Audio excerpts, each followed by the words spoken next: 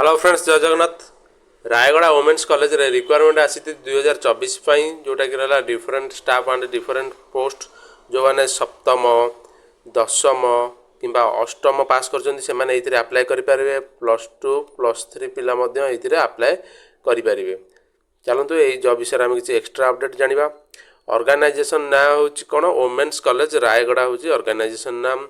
Post ना guest faculty and other post. ठीक अच्छे। कैटेगरी कौन रोशा government job mode of selection interview मध्यम आपणकर कैरियर मार्क बेसिस आपणकर selection process date of interview 11 अगस्त 2024 10टा AM date of interview. Interview venue कौट वोमेन्स कॉलेज गुटामरान नगर रायगड़ा। तो जो मैंने रायगड़ा अच्छा रायगड़ा डिस्ट्रिक्ट जार घर से खुशी खबर नियरेस्ट कॉलेज रे यही पोस्ट बाहरी। ऑफिशियल वेबसाइट हूँ वोमेन्स कॉलेज रायगड़ा.in। आपड़ जब किसी एक्सट्रा जदि आप जानवा चाहते ताले यही ऑफिशियल वेबसाइट जाकि जॉब विषय एक्सट्रा डिटेल्स आप जानीपर। ठीक अच्छे।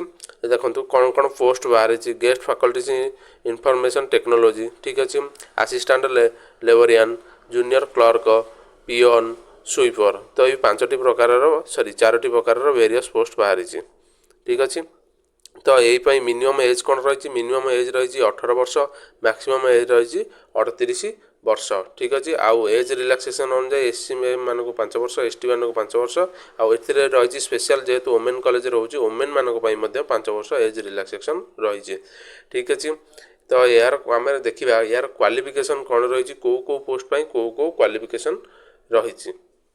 ठीक अच्छे। यहाँ देखो गेस्ट फैकल्टीज इन इनफॉरमेशन टेक्नोलॉजी रे आपण मिनिमम 55% मार्क रखी PG करथिबा दरकार। ठीक अच्छे। आपण पोस्ट ग्रेजुएट करथिबा दरकार जोटि कि आपणकर 55% मार्क रु अधिक मार्क थिबा दरकार। असिस्टेंट लेबोरियन मानक पई से माने बैचलर डिग्री करथिबा दरकार किंबा माने जोटा कि होछ और रे ग्रेजुएशन करथिबा दरकार। तो जूनियर क्लर्क पई भी मध्य सेमिति रही bachelor degree in disciplinary authority. Discipline माने गोटे रिकॉग्नाइज्ड यूनिवर्सिटी रे +3 करेंगे। आ ग्रेजुएशन विथ PGDCA जो कंप्यूटर जो पोस्ट रोचे आपको कंप्यूटर भी करा पड़ो। तो PGDCA कोर्स भी आप दरकार। पियोन 10th पास रही स्वीपर सिंपल 7th पास रही। ठीक अच्छे। तो यहीटा आसतु आम देखीदा तार यहीटा हूँ ऑफिशियली नोटिफिकेशन। ये देखो म्यूनिसिपल रायगड़ा डेट 27/7/2024 ये notification PDF guest faculties number हूँ 1 minimum 55% mark PG level. Assistant librarian +3 pass करथिबा दरकार। Bachelor in librarian science.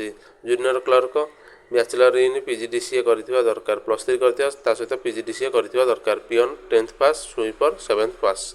ठीक अच्छे। यहाँ है तार ऑफिशियल नोटिफिकेशन। यहाँ को देखिए आप अप्लाई करेंगे। ठीक अच्छे। धन्यवाद।